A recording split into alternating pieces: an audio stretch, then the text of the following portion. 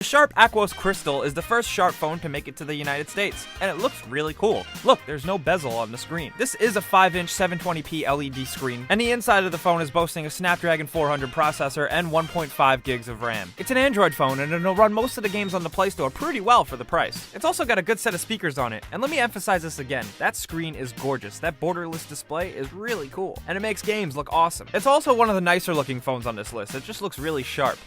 Get it? I'm sorry. At number 4, we have the Huawei Snap 2. Huawei?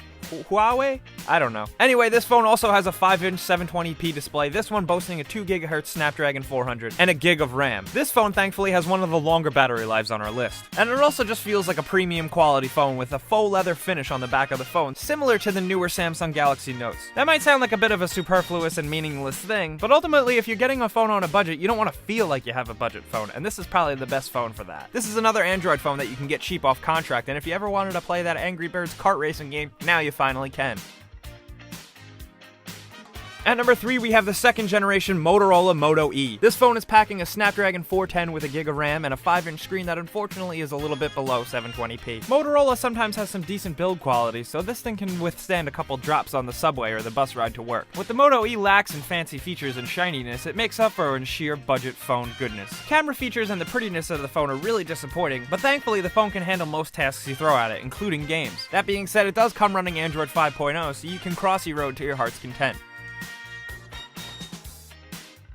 At number 2, we have the second generation version of the Moto G. Like most of the other phones on our list, this is running a Snapdragon 400 CPU with a 5-inch 720p display. The Moto G ships running Android KitKat, and the back plate is removable so you can customize it to your heart's content. Put a Master Chief sticker on it or something, I don't know. This phone doesn't really have any crazy bells and whistles, but it's reliable as hell, and it's got great stereo speakers. So now if you ever wanted to hear your Hearthstone game in full stereo sound, now you finally can on an affordable budget.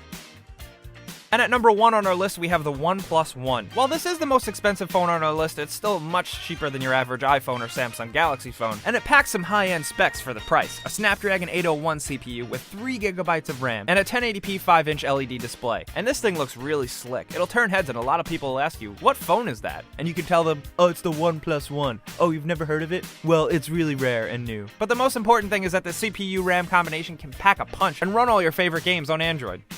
And for those of you asking, oh wait, but Jake, you didn't put iPhone on this list, and iPhone has some of the best games on the App Store in the whole mobile market. Well, unfortunately, with the iPhone 5C still being a reliable phone, unfortunately it was a little bit above the price range that we set for this video. That being said, these are some of the best smartphones you can get for playing mobile games on a budget this year. Let us know in the comments if you have any of these phones. We're curious. We want to hear from people like you who have actually tried and tested these things in the field. And of course, if you did learn a thing or two and maybe found a new phone, click the like button because it really helps us out. And subscribing is even better because we do videos like this and other video game stuff all the time. But thanks for watching, and we'll see you guys next time.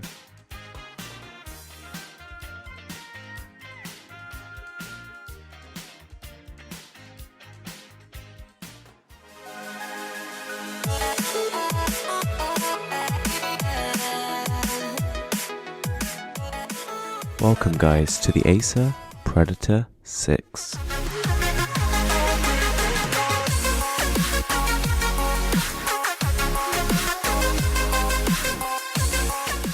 So let's just get straight into it.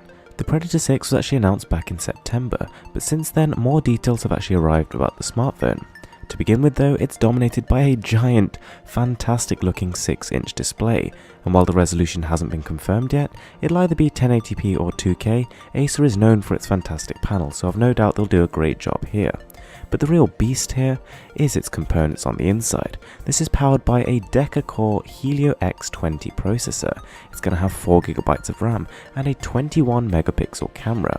For those of you who are slightly more technically proficient, the Helio X20 actually includes 8 Cortex-A53 cores and 2 Cortex-A72 cores.